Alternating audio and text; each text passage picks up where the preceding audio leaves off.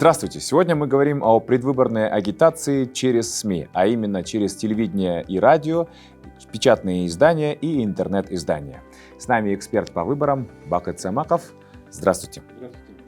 Здравствуйте. Сначала давайте поговорим про телевидение и радио. Как проходит предвыборная агитация через телевидение и радио? Прежде всего, необходимо отметить, что средства массовой информации, интернет-издания, учредителями которых являются государственные органы или органы местного самоуправления, которые финансируются полностью или частично из средств республиканского бюджета или местного бюджета, обязаны предоставить политическим партиям и кандидатам, которые участвуют в выборах, бесплатное эфирное время, бесплатные печатные площади.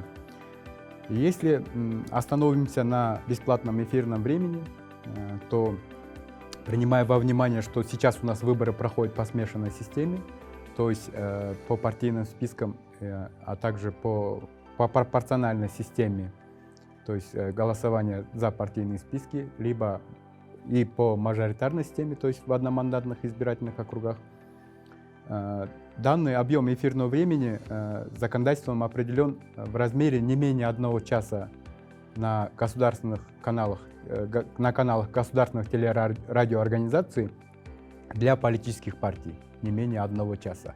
Что касается кандидатов по одномандатным округам, то объем данного эфирного времени составляет не менее 30 минут, не менее получаса на каналах региональных телевидений.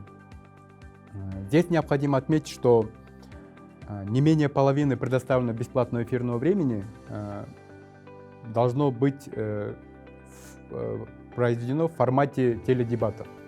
То есть практика показывает, что формат теледебатов или круглых столов в различных формах, он позволяет наиболее раскрыть как самого кандидата, политическую партию, их программы, и тем самым позволяет избирателю осуществить осознанный выбор среди политических партий и кандидатов.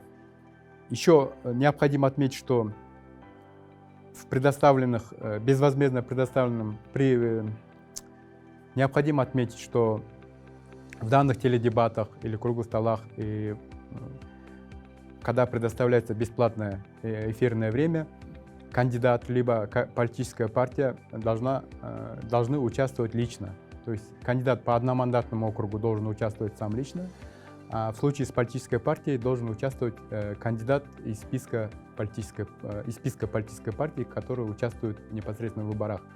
То есть если раньше допускались представители кандидатов либо политических партий, то сейчас представители политических партий и кандидатов не допускаются для участия, когда государством предоставляется бесплатное эфирное время, либо бесплатная печатная площадь. А что касается про радио?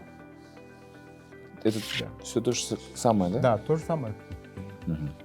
А расскажите, пожалуйста, как осуществляется агитация через печатные СМИ и интернет-издания?